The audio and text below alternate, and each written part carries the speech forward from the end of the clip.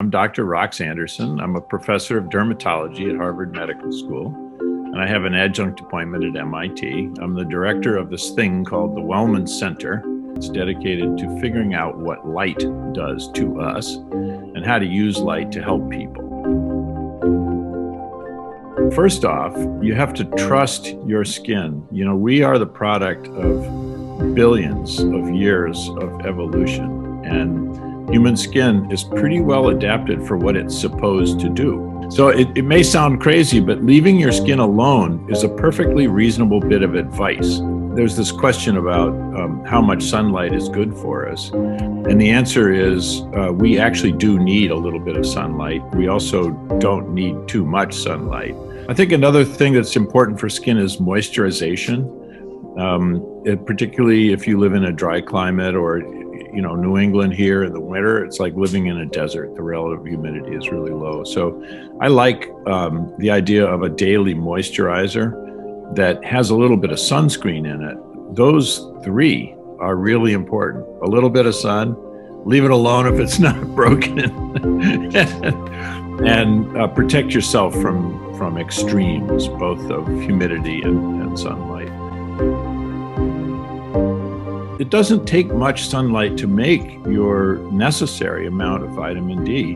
5 or 10 minutes of sunlight on something the equivalent of your face and the back of your hands. If you don't get enough vitamin D to keep your bones healthy, you're going to be in big trouble. So the times when I recommend vitamin D supplementation are mostly for postmenopausal women who have a lifestyle that brings them inside most of the time. I went to a lecture and learned about these vascular birthmarks called port wine stains. They can be really devastating, both socially and medically. And I just hatched an idea of how to treat them with pulses of light.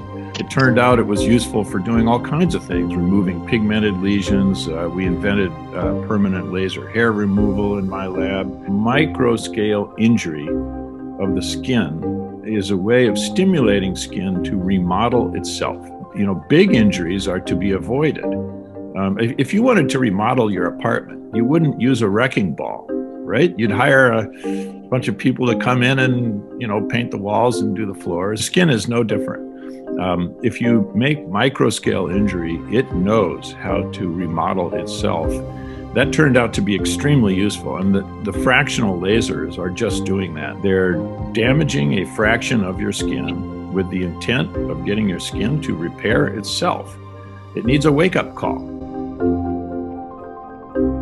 And most of these home-use devices, they sound like a fad because there's always a new one, all right?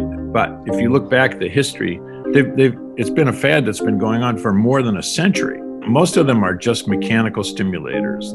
They abrade the surface of the skin gently. They remove, exfoliation. And I think there's nothing wrong with that. I don't think it's doing anything what I would consider medically significant. And it's certainly not preventing you from aging and so forth, but it's a reasonable thing to do. In many companies that are in the cosmetic sort of field, they're stuck between a rock and a hard place. The FDA will not allow them to make medical claims. In the world of laser stuff, we know that we can permeabilize your skin. And that means that most of these creams and lotions and stuff that we put on the skin don't get in. They just don't get in. There's a multi-billion-dollar business selling you stuff that doesn't get in your skin.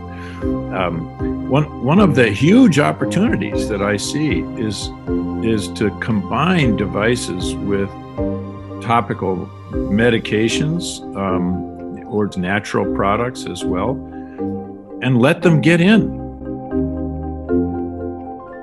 It turns out that a modest amount of sun exposure is a way of dropping your blood pressure. So if you look at what kills us, heart attack and stroke, hypertension, these are big killers of humans. The skin acts like an antenna picking up sunlight and emitting molecules from your skin that control your blood pressure in some ways. If you look at human beings, those of us who migrated to the north and places where there's less sun developed white skin, and those of us who came from tropical lands have darker skin. And there's a huge range of human skin pigmentation. It's very clearly adapted to get sunlight. The message here is sunlight in moderation. It turns out that it's the UVA part of the sun spectrum that is kind of good for your blood pressure. You don't have to get it on your face. What I would suggest is wear a sunscreen with moisturizer on your face so that you continue to look young. But get some sun exposure.